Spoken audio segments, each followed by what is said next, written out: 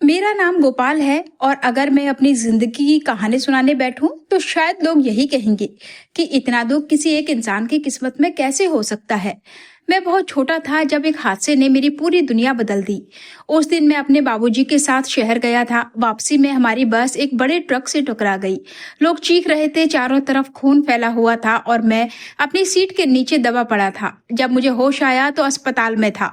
मेरा एक हाथ हमेशा के लिए खराब हो चुका था और बाबूजी इस दुनिया में नहीं रहे थे।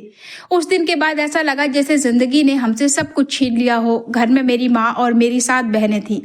मैं अकेला लड़का था और सबसे बड़ा भी। माँ लोगों के घरों में काम करके घर चलाती थी और मैं एक हाथ से जितना हो सकता था उतनी मजदूरी करने लगा।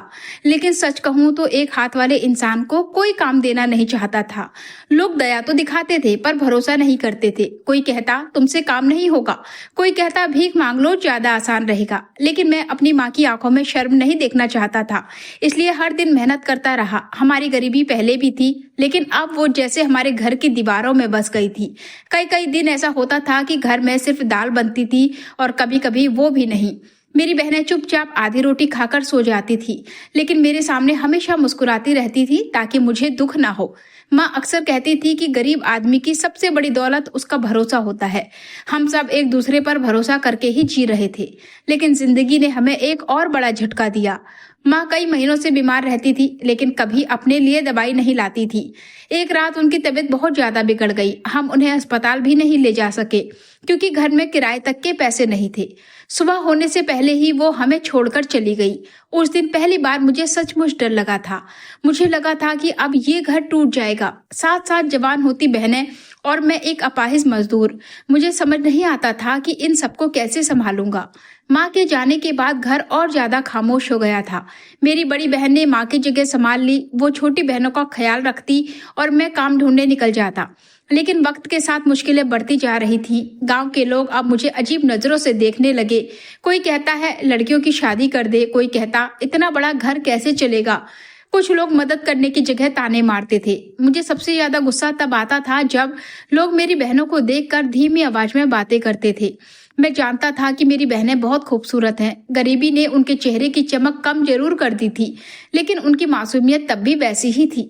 शायद यही बात मुझे हर समय डराती रहती थी। मैं हर वक्त यही सोचता था कि कहीं दुनिया की गंदी नजर उन तक ना पहुंच जाए।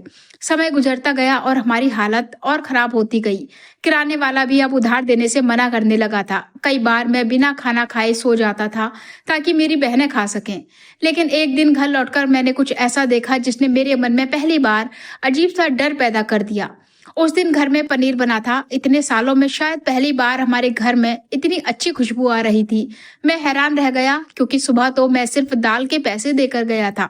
मैंने बड़ी बहन से पूछा तो वो थोड़ा घबरा गई, फिर मुस्कुराकर बोली कि सामने वाली गली में शादी थी, वहां से खाना आ गया। मैंने ज्यादा कुछ नहीं कहा, लेकिन मुझे उसकी बात अजीब लगी। हमारे मोहल्ले में कोई शादी होती तो खबर पूरे गांव में फैल जाती। फिर भी मैंने खुद को समझा लिया कि शायद किसी ने मदद कर दी होगी। अगले दिन फिर घर में अच्छा खाना बना।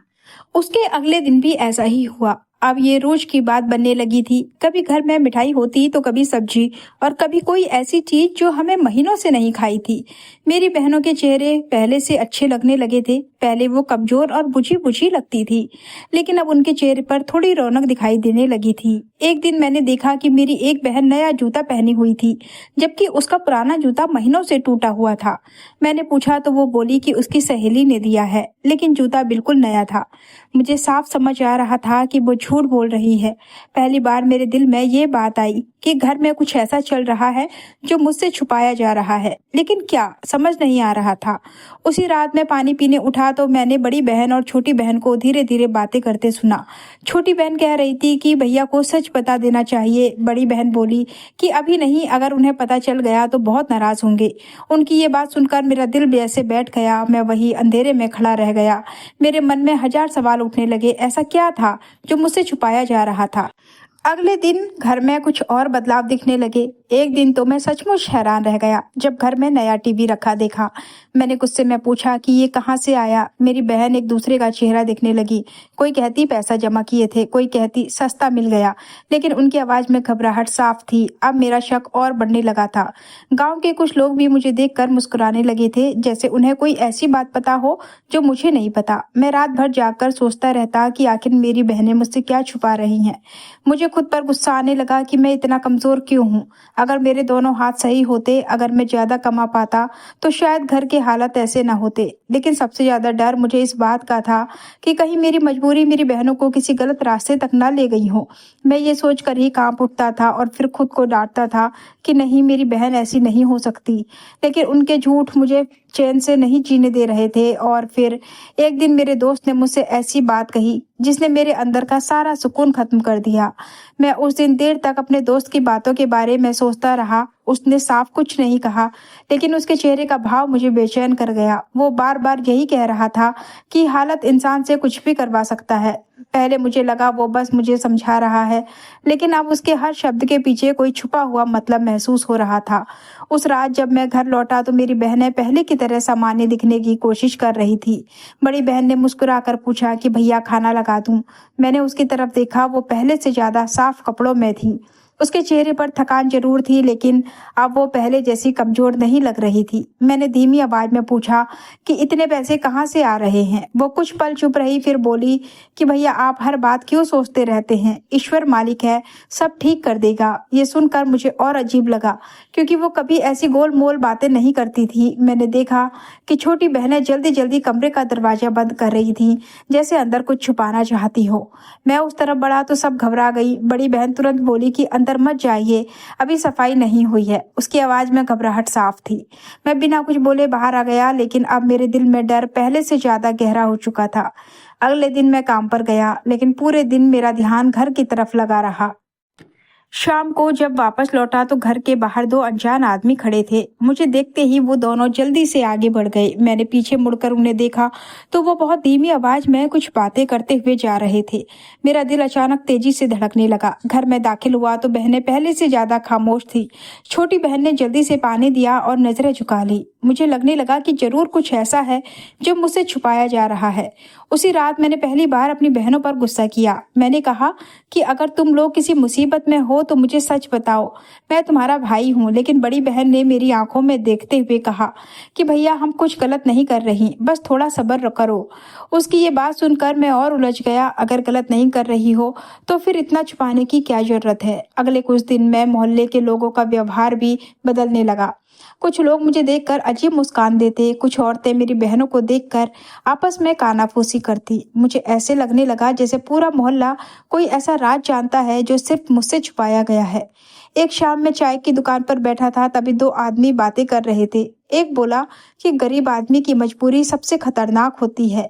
दूसरा हंसकर बोला कि जब घर जवान लड़कियों से भरा हो तो फिर खर्चा कैसे चलता है, सबको पता है। उनकी बात सुनकर मेरे हाथ से चाय का गिलास लगभग छूट गया। मैं गुस्से में उनके पास जाने वाला था, लेकिन खुद को रोक लिया। हो सकता है वो किसी और के बारे में बात कर रहे हों, लेकिन न जाने क्यों मुझे लगा जैसे वो मेरे बारे में ही बोल रहे थे। मैं भारी कदमों से वहां से चला आया। उस रात मेरी आंखों में नींद नहीं थी। मैं बार बार अपनी माँ की बात याद कर रहा था कि गरीब आदमी की सबसे बड़ी पूंजी उसकी इज्जत होती है। मैं सोच रहा था कि अगर सचमुच कुछ गलत हुआ तो मैं क्या करूंगा। क्या मैं अपनी बहनों को दोष दूंगा जबकि मैं खुद ही उन्हें अच्छा जीवन नहीं दे पाया। ये सोचकर मेरा सीना फटने लगा था। अगले दिन मेरा दोस्त फिर मिला। उसने मुझे एक तरफ ले जाकर कहा कि तू बुरा मत मानना, लेकिन अब बातें बहुत फैलने लगी हैं। मैंने गुस्से में कहा कि साफ साफ बोल, आखिर कहना क्या चाहता है। वो कुछ देर तक चुप रहा, फिर बोला कि मैंने खुद तेरे घर के बाहर लोगों की भीड़ देखी। मैंने कहा कैसी भीड़। वो बोला शाम होते ही अलग अलग आदमी वहां आते हैं और देर तक रुकते हैं। उसकी बात सुनकर मेरी सांस जैसे रुक गई। मैंने उसका कॉलर पकड़ लिया और कहा कि सोच समझकर बात कर। वो बोला मैं झूठ क्यों बोलूंगा, मैं तेरा दुश्मन नहीं हूँ। अगर कोई और होता तो मैं कभी तुझे कुछ ना बताता। उसने धीरे से कहा कि हो सकता है मजबूरी हो, लेकिन तू एक बार खुद देख ले, उसके बाद जो सही लगे करना। मैं बिना कुछ बोले वहां से चला आया, लेकिन अब मेरे दिमाग में जैसे तूफान चल रहा रहा था। मुझे अपनी बहनों की हर बात झूठ लगने लगी थी। नया टीवी, नए कपड़े, अच्छा खाना और घर के बाहर अनजान लोगों का आना, सब एक दूसरे से जुड़ता जा रहा था। मैं जितना खुद को समझाता उतना ही डर बढ़ता जाता।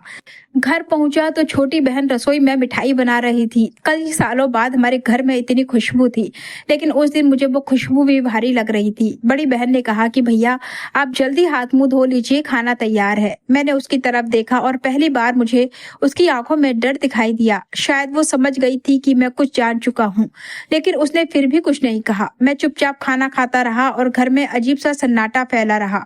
रात को जब सब सो गए तो मैं काफी देर तक जागता रहा। फिर अचानक मुझे बाहर ही धीमी आवाजें सुनाई दी। मैं धीरे से उठकर खिड़की के पास गया। बाहर गली में दो आदमी खड़े थे। उनमें से एक कह रहा था कि कल थोड़ा जल्दी आना वरना नंबर पीछे हो जाएगा। दूसरा बोला कि हाँ, पिछली बार बहुत देर हो गई थी। उनकी बातें सुनकर मेरा दिल जैसे कि डूब गया। मैं पूरी रात सो नहीं पाया। सुबह होते ही मैंने फैसला कर लिया कि अब मुझे खुद सच देखना होगा, चाहे वो सच कितना भी दर्दनाक क्यों ना निकले। मैंने उसी दिन घर में कह दिया कि मुझे काम के सिलसिले में दूसरे गांव जाना है और रात को वापस नहीं आऊंगा। मेरी बहनों ने एक दूसरे की तरफ देखा लेकिन कुछ नहीं कहा। बड़ी बहन ने बस इतना पूछा कि पैसे हैं ना आपके पास।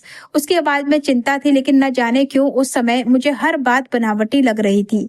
मैं घर से निकला और सीधे अपने दोस्त के पास पहुंचा। मैंने उससे कहा कि आज रात मुझे सब पता चल जाएगा। उसने मेरी हालत देखकर लंबी सांस ली और बोला कि अगर तू सच देखना चाहता है तो कोई पहचान छुपानी पड़ेगी, वरना कोई कुछ नहीं बताएगा। फिर उसने मुझे पुराने कपड़े दिए और सिर पर पगड़ी बांधी और नकली दाढ़ी लगा दी। आईने में खुद को देखकर मैं खुद डर गया। अब मैं बिल्कुल किसी बूढ़ा आदमी जैसा लग रहा था। शाम धीरे धीरे ढल रही थी और मेरा दिल उतनी ही तेजी से धड़क रहा था, क्योंकि कुछ ही देर में मुझे वो पता चलने वाला था जिसने पिछले कई दिनों से मेरी जिंदगी का चैन छीन रखा था। शाम पूरी तरह ढल चुकी थी। आसमान में हल्का अंधेरा फैल गया था और मेरे दिल की धड़कन लगातार तेज होती जा रही थी। मैं और मेरा दोस्त घर से थोड़ी दूर एक पुराने पेड़ के पास खड़े थे, जहाँ से हमारे घर का दरवाजा साफ दिखाई देता था। मेरा दोस्त बार बार मुझे संभालने की कोशिश कर रहा था, लेकिन उस समय मेरे अंदर सिर्फ डर और गुस्सा था। मैं खुद को बार बार यही समझा रहा था कि हो सकता है कि लोग झूठ बोल रहे हो। लेकिन फिर घर के बाहर धीरे धीरे जमा होती भीड़ देखकर मेरा भरोसा कमजोर पड़ने लगा। थोड़ी देर में सचमुच कई आदमी हमारे घर के सामने खड़े दिखाई देने लगे।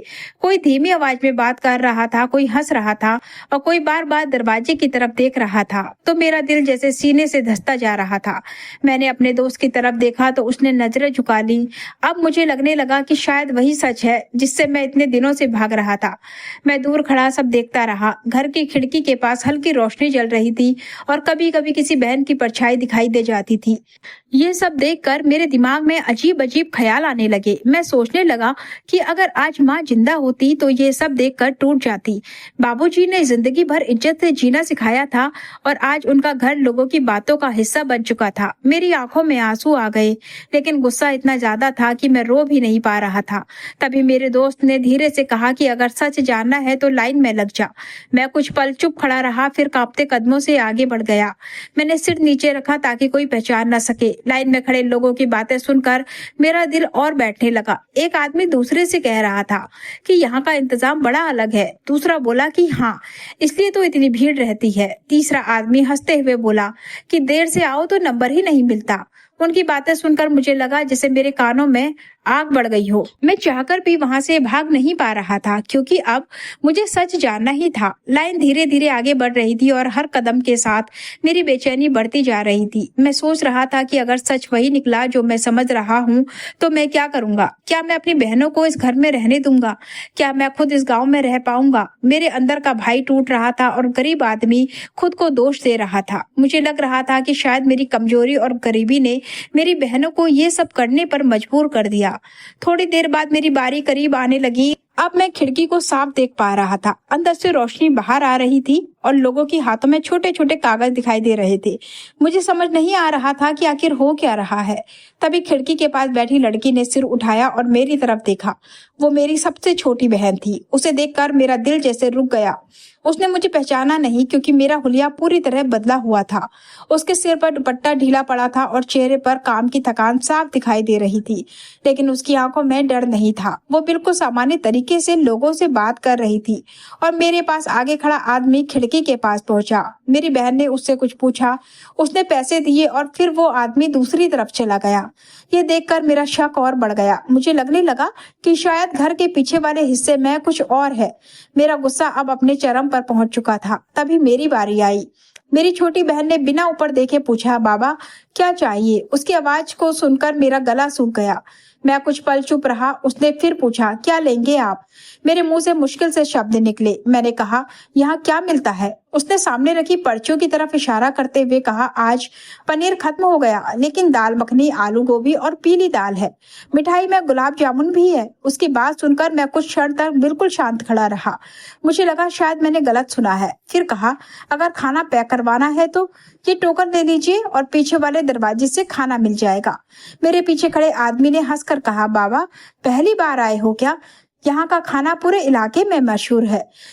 उस वजह से मेरे पैरों के नीचे की जमीन खिसक गई, लेकिन इस बार वजह कुछ और थी। मेरे अंदर का सारा गुस्सा एकदम से शर्म में बदल गया। मैं अपनी छोटी बहन का चेहरा देखता रह गया। वो तो सिर्फ खाना बेच रही थी। लोग लाइन में खाना लेने के लिए खड़े थे और मैं अपनी ही बहनों के बारे में न जाने क्या क्या सोच चुका था। मेरी आंखों से आंसू निकल पड़े। छोटी बहन घबरा गई और बोली, बाबा तबीयत तो ठीक है ना? मैंने खाना बताया तो उसने टोकन दिया। उस पर दाल मखनी लिखा था। मुझे ऐसा लग रहा था जैसे किसी ने मेरे चेहरे पर जोर से थप्पड़ मार दिया हो। मैंने अपने ही खून पर शक किया था।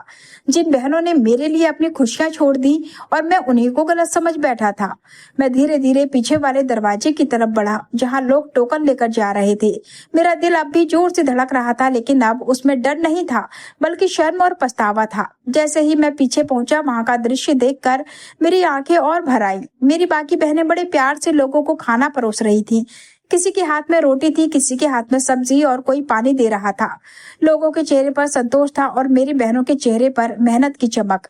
उस पल मुझे एहसास हुआ कि दुनिया की सबसे बड़ी गलती वो नहीं होती जो इंसान मजबूरी में करता है, बल्कि वो होती है जब इंसान अपने ही लोगों पर भरोसा खो देता है। मैं धीरे धीरे पीछे वाले दरवाजे की तरफ बढ़ा। मेरे हाथ कांप रहे थे और आंखें लगातार नम हो रही थी। जैसे अंदर पहुंचा तो वहां का नजारा देखकर मैं कुछ पल के लिए बिल्कुल पत्थर बन गया। घर के छोटे से आंगन में मेरी सारी बहनें काम में लगी हुई थी। कोई रोटी सेक रही थी, कोई दाल परोस रही थी, कोई लोगों को पानी दे रही थी। 2-3 आदमी चारपाई पर बैठकर खाना खा रहे थे और बार बार खाने की तारीफ कर रहे थे। एक कोने में बड़ा सा भगोना रखा था जिसमें दाल की खुशबू आ रही थी। दीवार के पास मिठाई के डिब्बे रखे थे और छोटी बहन हाथ में टोकन लेकर ही साफ कर रही थी। मेरी नजरों से सब कुछ टूट गया, लेकिन इस बार दर्द इसलिए नहीं था कि मेरी बहनें गलत रास्ते पर थी, बल्कि इसलिए था कि मैंने उनके बारे में इतना गलत सोच लिया था। मैं वहीं खड़ा उन्हें देखता रहा। मेरी बड़ी बहन ने एक थाली में खाना सजाया और मेरी तरफ बढ़ाते हुए बोली, बाबा बैठ जाइए, गरम खाना है। उसकी आवाज सुनते ही मेरी आंखों से आंसू निकल पड़े। मैं खुद को संभाल नहीं पाया। मैंने कांपते हाथों से नकली दाढ़ी उतार दी और धीमी आवाज में कहा, दीदी। मेरी आवाज सुनते ही उसकी आंखें फैल गईं। उसके हाथ से थाली लगभग गिर गई। बाकी बहनें मेरी तरफ देखने लगी। कुछ पल तक पूरे आंगन में सन्नाटा छाया रहा। छोटी बहन धीरे से बोली, भैया। उसके चेहरे पर डर और हैरानी दोनों थी। मैं सिर झुकाकर खड़ा रहा, क्योंकि उस समय मुझे खुद से शर्म आ रही थी। मेरी बहन धीरे धीरे मेरे पास आई और बोली, आपने ऐसा क्यों किया? उसकी आंखों में आंसू थे, लेकिन गुस्सा नहीं था। यही बात मुझे और ज्यादा तोड़ रही थी। मैंने भर्राई आवाज में कहा, मुझे लगा तुम लोग मुझसे कुछ छुपा रही हो। लोगों की बातें सुनकर मेरा दिमाग खराब हो गया था। मैं समझ बैठा कि शायद मजबूरी ने तुम्हें किसी गलत रास्ते पर धकेल दिया है। मेरी बात सुनकर छोटी बहन रो पड़ी। उसने कहा, भैया, हमने सोचा था जब काम थोड़ा चल पड़ेगा तब आपको बता देंगे। अगर पहले बताते तो आप कभी हमें ये करने नहीं देते। बड़ी बहन ने धीरे से कहा, हम आपको रोज खुद को तकलीफ देते नहीं देख सकते थे। आप एक हाथ से इतना काम करते थे, फिर भी ये घर मुश्किल से चलता था। हमें लगा कि अगर हम भी कुछ करें तो शायद हालत बदल जाए। मैंने आसपास देखा, घर में जो नई चीजें आई थी वो सब इन्हीं की मेहनत की कमाई थी। वो टीवी, नए कपड़े, अच्छा खाना, सब कुछ। लेकिन सबसे बड़ी बात ये थी कि सब इज्जत की कमाई थी। मेरी बहनें किसी के सामने हाथ नहीं फैलाया था। उन्होंने मेहनत करके अपना रास्ता बनाया था। मैं वहीं जमीन पर बैठ गया और रोने लगा। शायद कई सालों का दर्द उस दिन बाहर निकल रहा था। बड़ी बहन मेरे पास बैठ गई और बोली, भैया, आपने हमेशा हमारा सहारा बनकर जिंदगी काटी है। अब अगर हमने आपका सहारा बनने की कोशिश की तो क्या गलत किया? उसकी बात सुनकर मुझे पहली बार महसूस हुआ कि मेरी छोटी छोटी बहनें मुझसे ज्यादा मजबूत हो चुकी थी। तभी मेरा दोस्त भी अंदर आ गया। उसने सब कुछ देख लिया। वो शर्मिंदा होकर बोला, गोपाल, मुझे माफ कर दे। दे। मैंने अधूरी बातों से गलत सोच लिया। मैंने उसकी तरफ देखा और कहा, गलती सिर्फ तेरी नहीं थी, गलती मेरी भी थी, क्योंकि मैंने लोगों की बातों पर ही अपने ही घर वालों से ज्यादा भरोसा कर लिया। उस रात हम सब बहुत देर तक बैठे बातें करते रहे। मेरी बहनों ने बताया कि मोहल्ले की एक बूढ़ी औरत ने उन्हें थोड़ा उधार दिया था। उसी पैसे से उन्होंने घर के बाहर खाना बेचना शुरू किया। शुरुआत में सिर्फ 2-4 लोग आते थे, लेकिन फिर लोगों को खाना पसंद आने लगा और धीरे धीरे भीड़ बढ़ती गई। वो मुझे इसलिए नहीं बता रही थी क्योंकि उन्हें डर था कि मैं गुस्सा करूंगा और उनका काम बंद करवा दूंगा। छोटी बहन हंसते हुए बोली, हमने सोचा था कि आपके जन्मदिन पर सब सच बताएंगे और पहली कमाई आपके हाथ पर रखेंगे, लेकिन आप तो जासूस बन गए। उसकी बात सुनकर सब हल्का सा हंस पड़े और कई दिनों बाद मुझे भी दिल से हंसी आई। अगले दिन से मैंने भी उनका साथ देना शुरू कर दिया। अब मैं बाहर बैठकर टोकन देता था और मेरी बहनें खाना बनाती थी। धीरे धीरे हमारा छोटा सा काम पूरे इलाके में मशहूर हो गया। लोग दूर दूर से खाना खाने आने लगे। वही लोग जो पहले हमारे बारे में बातें करते थे, अब दूसरों के सामने हमारी तारीफ करते थे। कुछ ही महीनों में हमारे घर का सारा कर्ज उतर गया। मेरी 2 बहनों की शादी भी अच्छे घरों में हो गई। जब उनकी विदाई हुई तो मेरी आंखों में आंसू थे, लेकिन इस बार वो दुख के नहीं, गर्व के थे। मुझे अपनी बहनों पर गर्व था, जिन्होंने हार नहीं मानी। आज भी जब मैं अपने घर से के बाहर लोगों की लाइन देखता हूँ तो मुस्कुरा देता हूँ, क्योंकि अब मुझे पता है कि वो लाइन किसी गलत चीज के लिए नहीं, बल्कि मेरी बहनों की मेहनत और हुनर के लिए लगती थी। मैंने जिंदगी से बस एक ही बात सीखी कि गरीबी इंसान को कमजोर जरूर बना सकती है, लेकिन अगर परिवार साथ खड़ा हो तो वो गरीबी एक दिन इंसान की सबसे बड़ी ताकत भी बन जाती है। तो दोस्तों, आपको हमारी कहानी कैसी लगी कमेंट करके जरूर बताएं। वीडियो को लाइक और शेयर करें, और आप चैनल पर नए हैं तो चैनल को सब्सक्राइब करना बिल्कुल ना भूलें। मिलते हैं एक और नई कहानी के साथ। तब तक के लिए हमें अनुमति दीजिए। धन्यवाद।